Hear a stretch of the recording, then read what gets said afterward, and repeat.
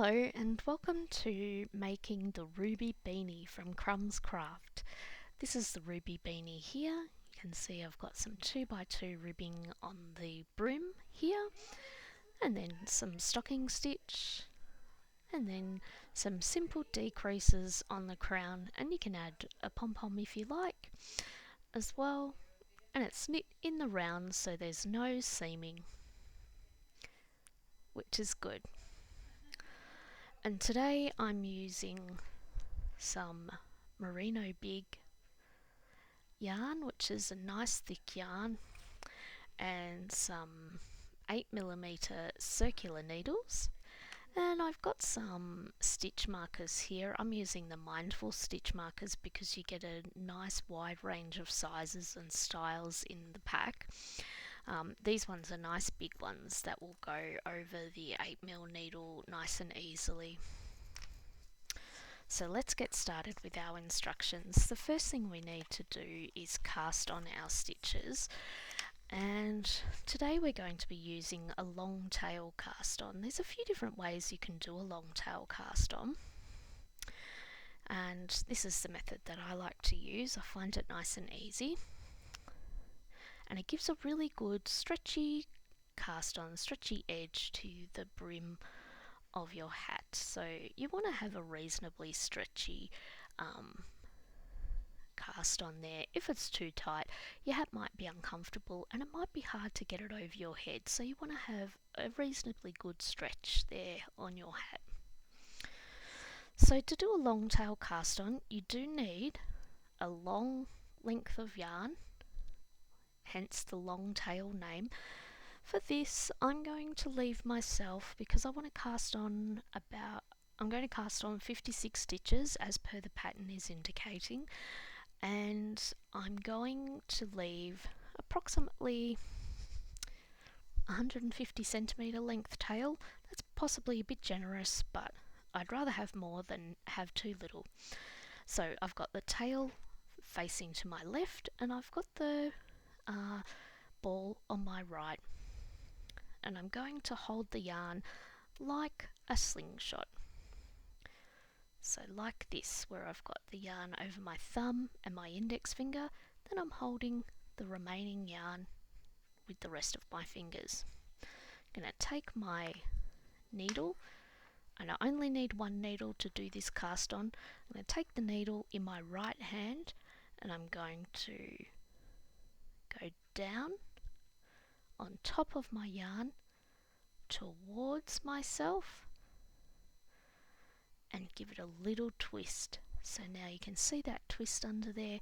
That's going to be my first stitch. I'll do that again. So I've got the yarn over my thumb and my index finger. I'm going to put my needle on top of the yarn and down, down and towards myself, giving it a little twist so that my yarn is twisted over like that. And that is my first stitch. If that feels a little insecure to you, you can simply do a slip knot and pop that on your needle instead. Tighten it up, and that can be your first stitch as well. Either way is absolutely fine. And I'm going to use the index finger on my right hand just to hold that stitch steady before I start making other stitches, just so it doesn't jump off the end of the needle. So now I'm going to make my first stitch while I'm still holding my fingers in that slingshot position. I'm going to bring my needle towards myself, underneath that loop that is over the thumb, and then up underneath that thumb loop. Then I'm going to take the yarn that's over my index finger, underneath the needle and around. Then I'm going to take that thumb loop over the top of the needle. Then I'm going to put my thumb back in the slingshot and gently tighten it up, but not too tight. I'm not yanking it, I'm not strangling that yarn. It's just sitting there, and I can still move my stitches really easily on the needle. can be quite tempting to pull those stitches really tight, because you might be thinking the tighter I pull them, the neater they'll be, but the tighter you pull them, the harder they'll be to use, and you won't have a stretchy cast on. So keep them nice and loose. Let's do that again. Get our fingers into that slingshot position, and we're going to bring the needle towards us, underneath that thumb loop, and then up into that thumb loop. Bring the index finger yarn underneath the needle and over the needle, then take that thumb loop over the top of the needle. Then put your thumb back into the slingshot and gently tighten it up, but not too tight. So now we've got 3 stitches on here. We'll do a few more slowly. Take your needle towards yourself and down, underneath that thumb loop, up from underneath into the thumb loop. Take the index finger yarn under the needle and over the top. Take that thumb loop over the top of the needle, put your thumb back into the slingshot, gently tightening it up, but not too tight. Your stitches should still move very freely on your needle. And let's keep doing that motion and get into a little bit of a rhythm, keeping those stitches nice and loose.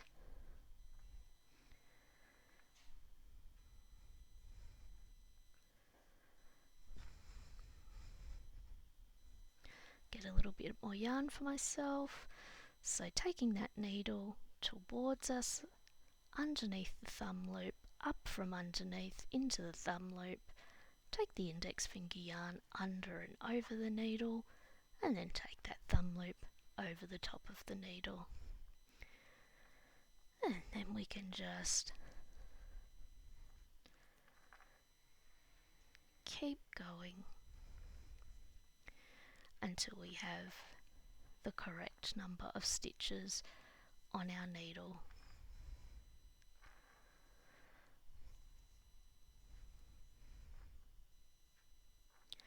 And you'll find yourself getting into a nice rhythm with that, and it shouldn't take too long. Because the needle tip is quite short, I am stopping to push my stitches down the needle every now and then.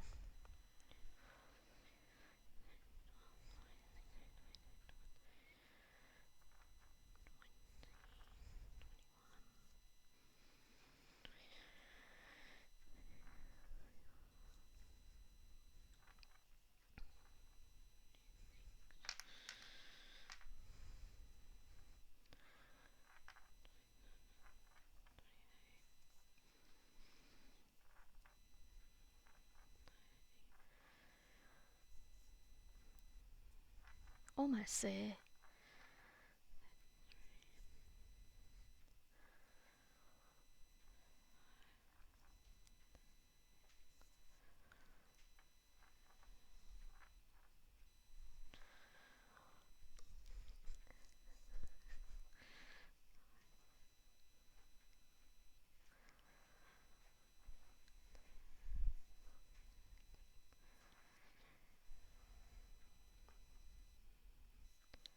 How are you going?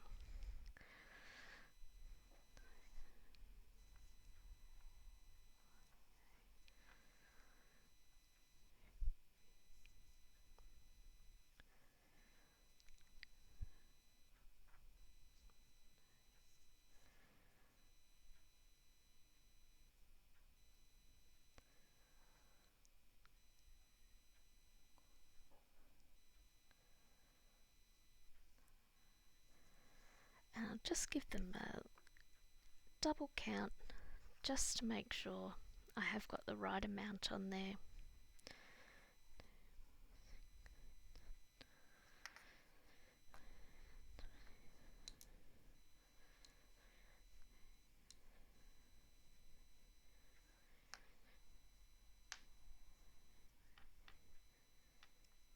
Yep, I have got 56 on there. So you might like to pause the video now just so you can catch up and make sure you've got the right amount of stitches on your needles as well.